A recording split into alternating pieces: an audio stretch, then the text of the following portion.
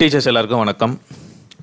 நம்ம லாஸ்ட் வீடியோவில் PGTRB இங்கிலீஷ்க்கு subtitle ரிலேட்டடான நம்ம மல்டிபிள் சாய்ஸ் கொஷினை நம்ம வீடியோவாக போட்டிருந்தோம். ஸோ அதில் ஒரு சிலர் பார்த்தீங்கன்னா ஃபுல் மார்க்கும் எடுத்ததாக கமெண்ட்டும் போட்டிருந்தீங்க. ஒரு சிலர் நல்லா இருந்தது அப்படின்னு மெசேஜ் போட்டிருந்தீங்க. ஸோ அதை தொடர்ந்து பார்த்தீங்கன்னா இன்றைக்கி unit 7.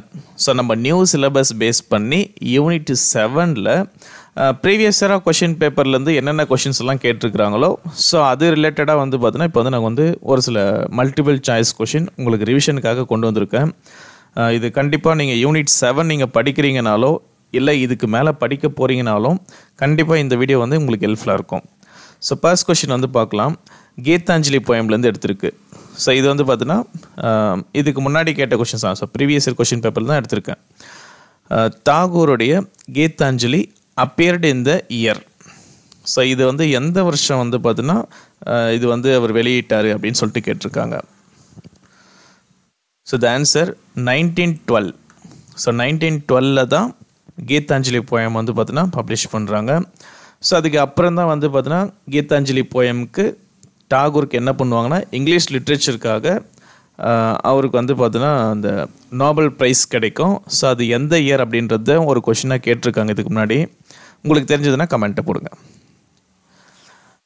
Who wrote the novel Handful of Rice? So Handful of Rice அப்படின்றது இந்தியன் லிட்ரேச்சரில் பார்த்தீங்கன்னா ஒரு ஃபேமஸான ஒரு நாவல். இதை யார் எழுதியிருக்காங்க அப்படின்றது தான் question.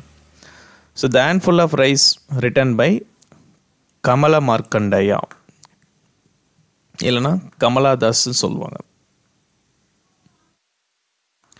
So next the dominant character இந்த நாவல் கூலி.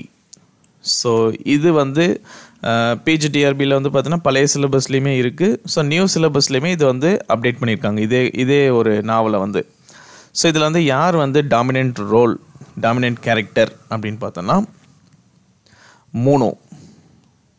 மூனோ is a central character of Coolie அப்படின்ற நாவல்.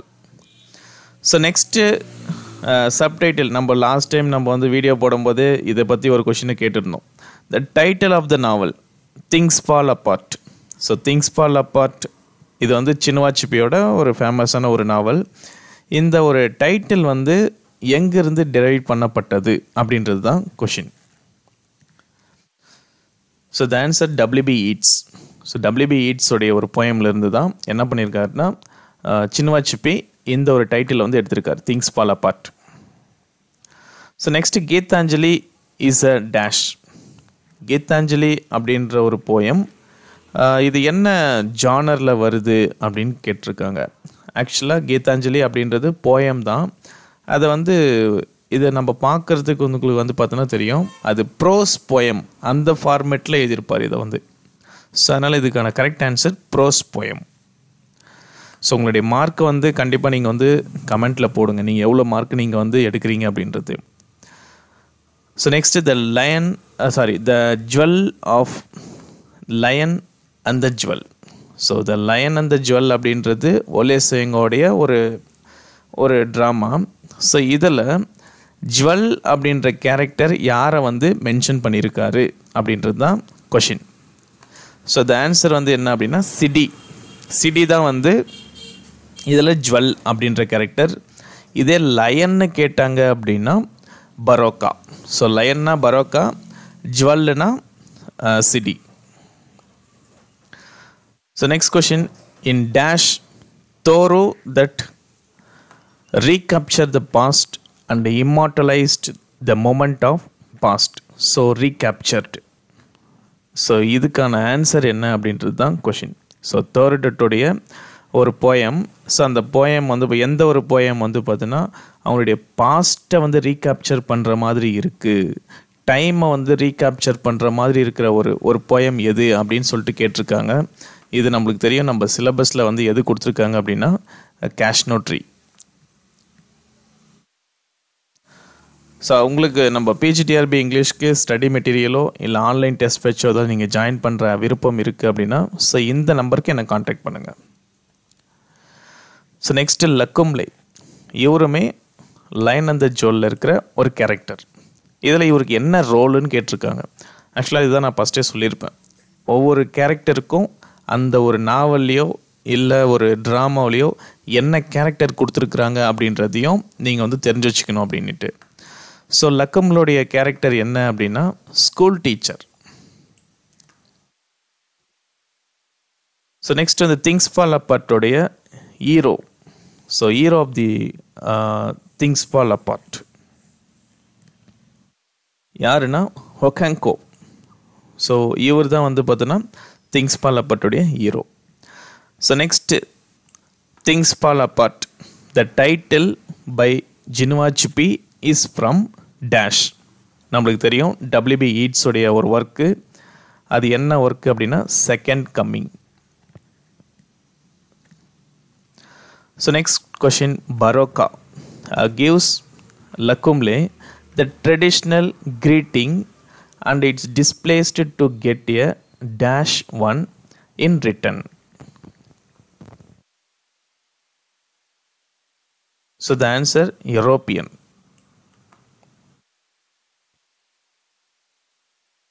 ஆக்சுவலாக இந்த ஒரு லைன் அந்த ஜுவல் படிக்கும்போது ஸோ இந்த ட்ரெடிஷ்னலாக என்னென்ன விஷயத்தை அவங்க ஃபாலோ பண்ணுறாங்க, லக்கும்லேவுக்கு ஏன் வந்து பரோக்காவுடைய ட்ரெடிஷ்னல் பிடிக்கலை, இவர் வந்து எந்த ட்ரெடிஷ்னல் லைக் பண்ணுறாரு, ஸோ இது மாதிரியான ஒரு சில விஷயங்களை நீங்கள் எக்ஸ்ட்ரா தெரிஞ்சுக்கிட்டீங்க அப்படின்னா இன்னும் வந்து நிறைய அண்டர்ஸ்டாண்டிங் ஆகலாம். So next Okonkwo beat dash in his legendary wrestling match. இந்த நாவலுடைய ஓப்பனிங்லேயே வந்து பார்த்தோன்னா ஒரு ரெஸ்லிங் மேட்ச் பற்றி தான் நீங்கள் வந்து தெரிஞ்சுக்குவீங்க. ஸோ அதில் யாரை வந்து ஒகாங்கோ வந்து பீட் பண்ணியிருப்பார் அப்படின்னா ஆமலைசிங் த கேட்.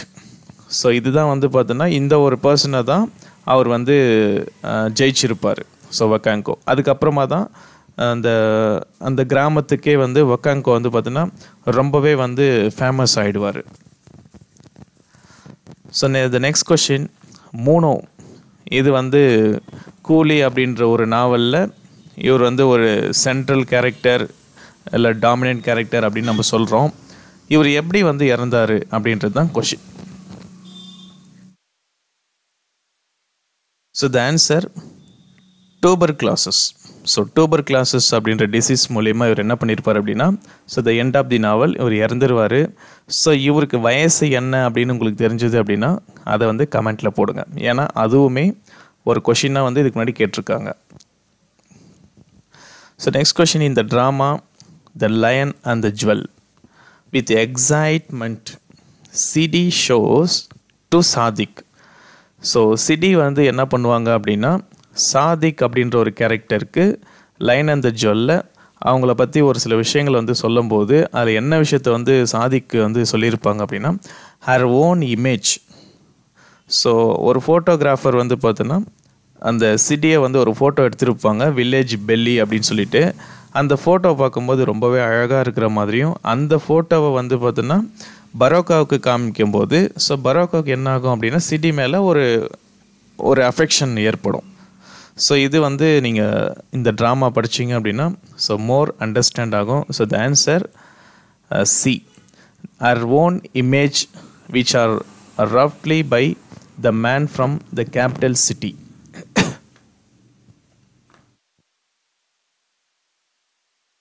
அதே மாதிரி இந்த சாதிக்கோ அப்படின்ற கேரக்டர் ஸோ இவங்கள பற்றி நீங்கள் தெரிஞ்சிக்க வேண்டிய நிறைய விஷயம் இருக்கும். இந்த ஒரு ட்ராமாவில் கொஞ்சம் ஒரு சில இன்ட்ரெஸ்டிங்கான விஷயங்கள்லாம் வந்து பார்த்தீங்கன்னா அவங்களுடைய கல்ச்சரை பற்றி தெரிஞ்சுக்கணும் அப்படின்னா ஸோ இவங்களுக்கு என்ன ரோலுன்னு பாருங்கள். ஸோ இந்த ரோலை பற்றி நீங்கள் தெரிஞ்சிங்க அப்படின்னா இன்னும் நிறைய விஷயத்தை வந்து பார்த்தீங்கன்னா இந்த ட்ராமாவில் தெரிஞ்சுக்கலாம்.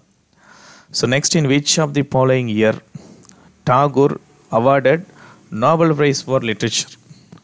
நோபல் ப்ரைஸ் ஃபார் லிட்ரேச்சர் கீதாஞ்சலிக்கு அவங்க தந்திருப்பாங்கன்னு நம்மளுக்கு தெரியும். ஸோ அவர் எந்த இயரில் அவர் வந்து இதை வந்து வாங்கினார் அப்படின்றது தான் கொஷின்.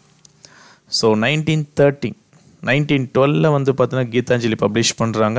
1913 ஸோ இந்த ஒரு ப்ரோஸ் போயம் ஒர்க்குக்காக நோபல் ப்ரைஸ் வந்து பார்த்தோன்னா லிட்ரேச்சர் அந்த ஃபீல்டில் இவருக்கு வந்து கிடைக்கும். So next Ole Soyinka poem. So telephonic conversation. நான் லாஸ்ட் வீடியோவிலே சொல்லியிருந்தேன் டெலிஃபோனிக் கான்வர்சேஷனை வந்து படிங்க, அது ரொம்பவே ஈஸியாக இருக்கும் அப்படின்னு சொல்லிட்டு. ஸோ டெலிஃபோனிக் கான்வர்சேஷன் எதை பற்றின விஷயம் அப்படின்னா is a racial problem. So racial problem அப்படின்னும் போது கலர் வேரியேஷன், கலர் டிஸ்கிரிமினேஷனை பற்றி சொல்லியிருப்பார். So next, who wrote the god of small things?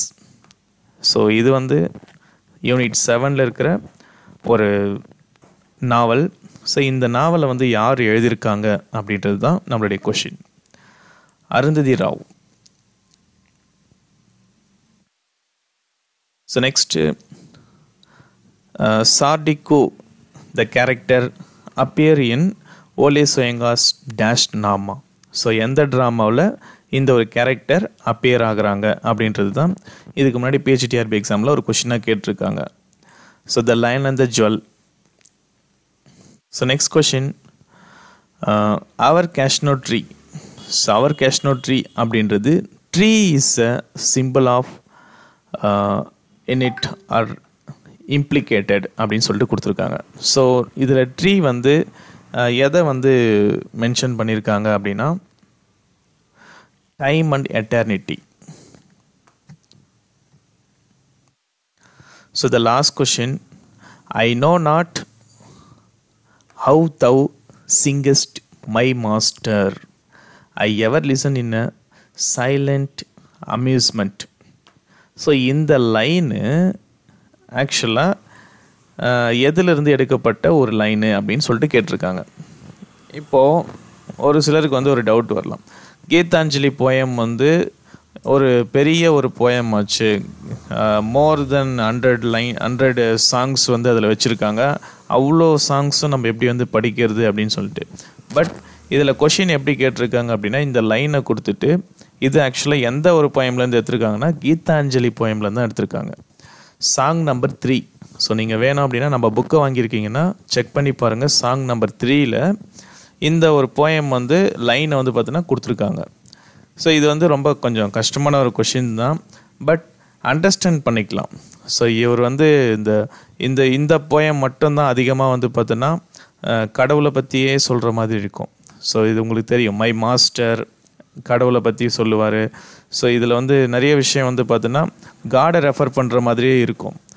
So நீங்கள் வந்து கொஞ்சம் ஈஸியாக அண்டர்ஸ்டாண்டும் பண்ணலாம். கொஞ்சம் நீங்கள் ஸ்டடீஸ் பண்ணுறீங்க அப்படின்னா கொஞ்சம் ஒமிட் பண்ணலாம். ஸோ இதெல்லாம் இருக்காது அப்படின்னு சொல்லிட்டாச்சு ஒமிட் பண்ணானாச்சு நம்ம என்ன பண்ணிக்கலாம்னா, ஸோ மேபி இது கீதாஞ்சலி போயம்லேருந்து தான் எடுத்துருக்கலாம் அப்படின்றதையும் நம்ம கெஸ்ஸிங்காச்சும் கொஞ்சம் பண்ணலாம். அதுக்கு நம்ம என்ன பண்ணணும்னா ஒரு வாட்டியாச்சும் வந்து ஸ்டடீஸ் பண்ணணும். ஸோ இதில் உங்களுடைய மார்க் என்ன அப்படின்றத சொல்லுங்கள். ஸோ வேறு எதனா உங்களுக்கு வந்து ரொம்ப கஷ்டமாக இருக்குது, எதனா ஒரு சில டாபிக், ஒரு யூனிட் ஃபுல்லாக எடுங்கன்னு சொல்ல வேண்டாம், ஏதோ ஒரு டாபிக் வந்து கஷ்டமாக இருக்குது அப்படின்னு சொல்லிட்டு எதனா நீங்கள் மெசேஜ் போடுங்க, கமெண்ட்டில் போடுங்க. ஸோ நான் கண்டிப்பாக எனக்கு டைம் இருக்கும்போது அதை வந்து நான் வீடியோவாக மேக் பண்ணுறேன். தேங்க்யூ.